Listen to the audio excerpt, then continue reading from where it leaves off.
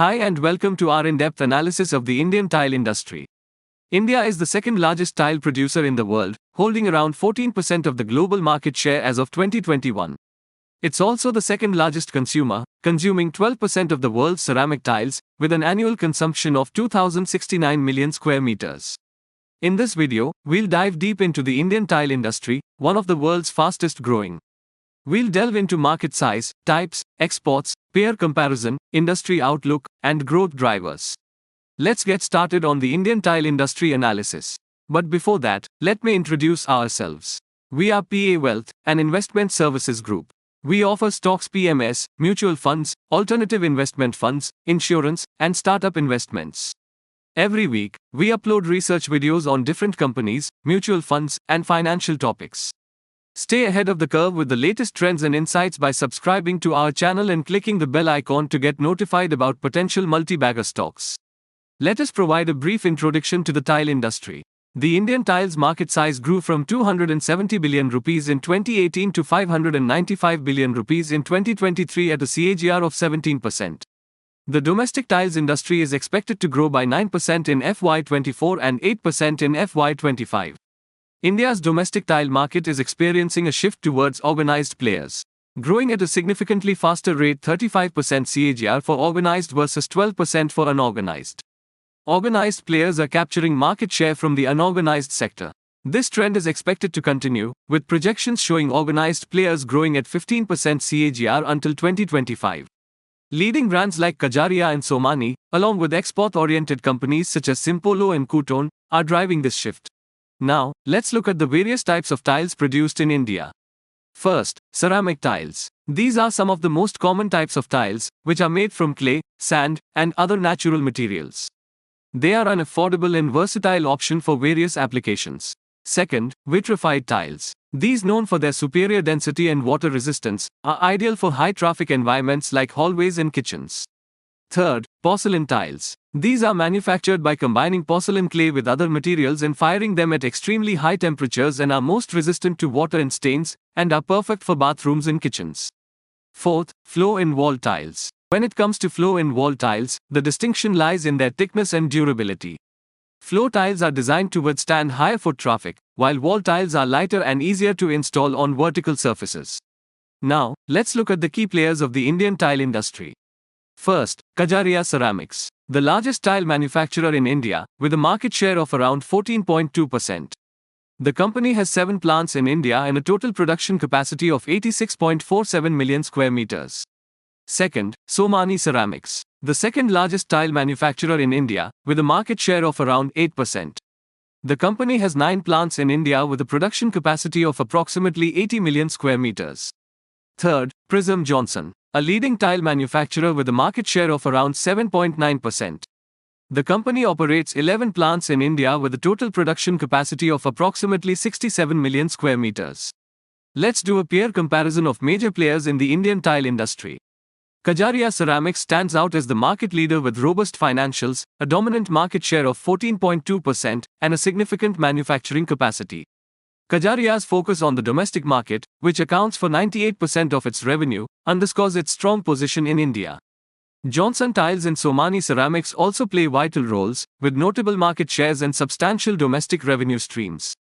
Johnson's expansive sales figures and Somani's balanced revenue sources from joint ventures highlight their competitive strategies. While Asian Granitu faces profitability challenges, it remains a key player with a strong domestic focus. Oriental Tiles and Nitco show varied performances, with Oriental maintaining steady sales and Nitco struggling with financial losses. Exaro and Murudeshwar Ceramics hold smaller market caps and face intense competition, but they continue to contribute to the industry landscape. Let's take a look at the exports of the Indian tile industry. The Indian tile industry is witnessing a significant surge in exports, rapidly positioning itself as the world's second largest tile exporter. In just a decade, exports have grown from 55 million square meters in 2013 to 589.5 million square meters in 2023, growing at a CAGR of 21.5%. Asia is the largest market for tile exports from India, accounting for 42.3% of the total export volumes. While Africa is the second largest with 68.8% year-on-year growth in exports. followed by North America, Mexico, and the European Union, which reported an export volume growth of 48.8% and 75% respectively. The Morbi cluster in Gujarat, a network of smaller enterprises, is a key driver behind this export boom.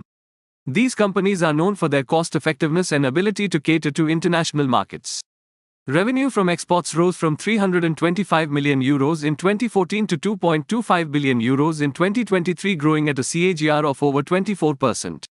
Average prices remained steady from 2014 and 2021 at about €3.10 to 3.2 per square meter, before peaking at €4.20 per square meter in 2022 and falling to €3.80 per square meter in 2023. However, North and South America were the only regions with declining average selling prices over the decade. Let's take a look at the outlook for the industry. The unorganized sector, mainly in Morbi and Rajkot, makes up 60% of the industry, presenting consolidation opportunities. Frequent mergers and closures among family-owned Morbi companies offer established firms a chance to grow inorganically. Tile manufacturers face challenges with freight costs, power availability, and natural gas, propane prices. They are improving productivity and reducing energy use with shorter firing cycles, lower firing temperatures, and new kiln designs. Natural gas prices dropped to $1.60 per metric million British thermal units in June 2020 due to the pandemic and surged to $8.79 per metric million British thermal units due to the Ukraine conflict, impacting margins for 9 months in FY23. However, recent lower prices may benefit tile companies. Switching to alternative fuels like LPG or biofuels can reduce costs, a common practice in Morbi. Now, let's focus on the growth drivers for the industry. Young and increasing population. India has a young population, with a median age of 28, resulting in a larger workforce and an increased need for housing. Rise of the middle class.